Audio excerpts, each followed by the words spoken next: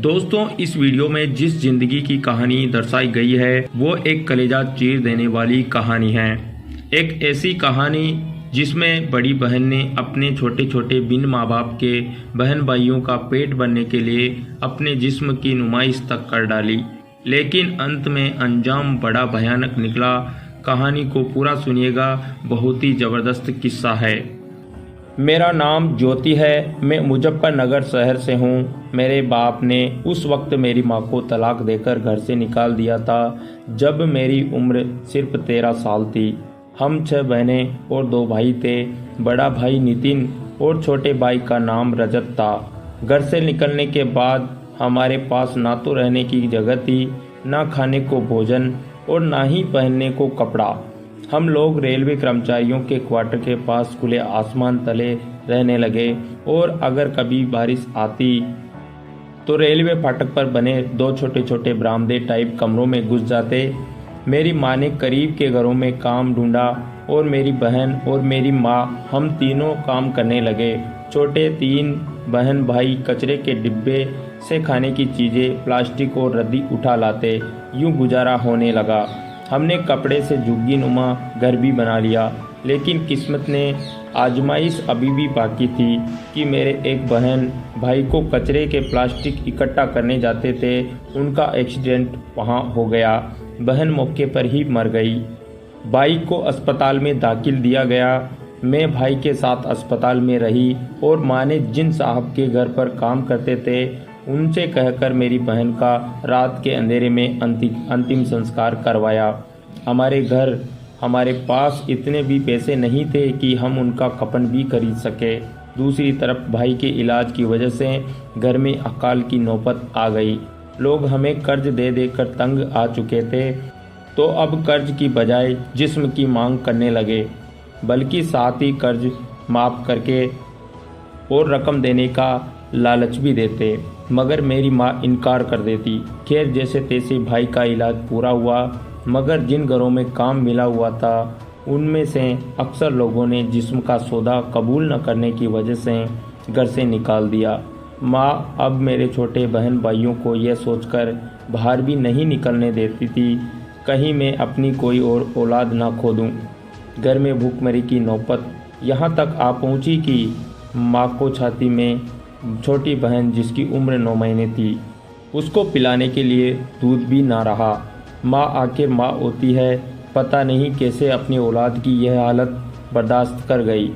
आखिर तंग आकर एक दिन मैंने माँ से बगावत करते हुए कहा कि अगर आपको भूख से बिलखते बच्चों से ज़्यादा जिस्म प्यारा है तो ठीक है, आप जिस्म ना बेचे, लेकिन मैं बहन भाइयों को ऐसे भूखे मरता नहीं देख सकती।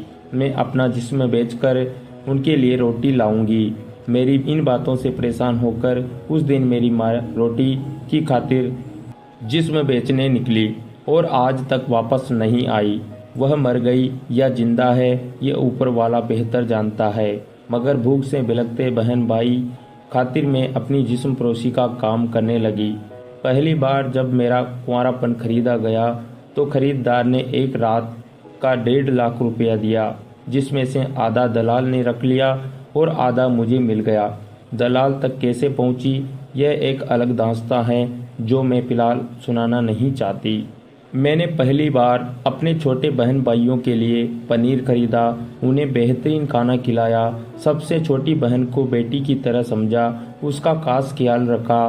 खैर, अब मेरा जिस्म बिकने लगा और मेरे बहन भाइयों के पेट की आग बुझने लगी। हम लोग रेलवे स्टेशन के बराबर वाली गली में कॉलोनी में शिफ्ट हो गए और किराए पर एक घर ले लिया।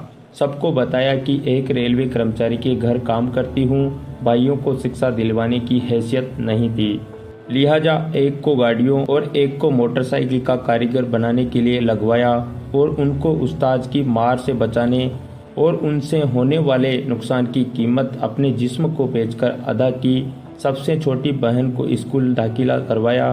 बाकी 3 में से बड़ी 2 बहन को कुकिंग कोर्स भी दाखिला दिया और छोटी को सिलाई सेंटर भेजना शुरू कर दिया। वक्त गुजरता रहा, क्योंकि वक्त का काम ही गुजरना है। वक्त मुश्किल आसानी या हुस्न जवानी कभी भी नहीं देखता, बस गुजर जाता है। पलटकर न आने के लिए मेरा भाई जो गाड़ियों का मैकेनिक बन रहा था, उसके उस्ताद ने मुझे अपने दोस्तों को खुश करने के लिए कहा, जो 3 बार मैं पहले भी कर चुकी थी, क्योंकि मैं ये नहीं चाहती थी कि मेरा भाई बिना किसी फन के रह जाए और वह मेरी तरफ जिस्म परोसी करके गुजारा भी नहीं कर सकता। मगर चौथी बार ये कहते हुए मैंने इनकार कर दिया कि तुम्हारे दोस्त शराब पीकर मेरे साथ दरिंदों जैसा सलूक करते हैं। मैं तुम्हारे जिस्म की ख्वाहिश अपने लालच के लिए पूरी करती हूँ, तुम अच्छी तरह जानते हो, वरना तुम मेरा जिस्म किसी भी कीमत पर नहीं खरीद सकते थे। मेरी यह बात गाड़ियों के उस मैकेनिक को बहुत बुरी लगी। उसने न सिर्फ मेरे भाई को काम से निकाल दिया, बल्कि इसका बहुत भयानक बदला लिया।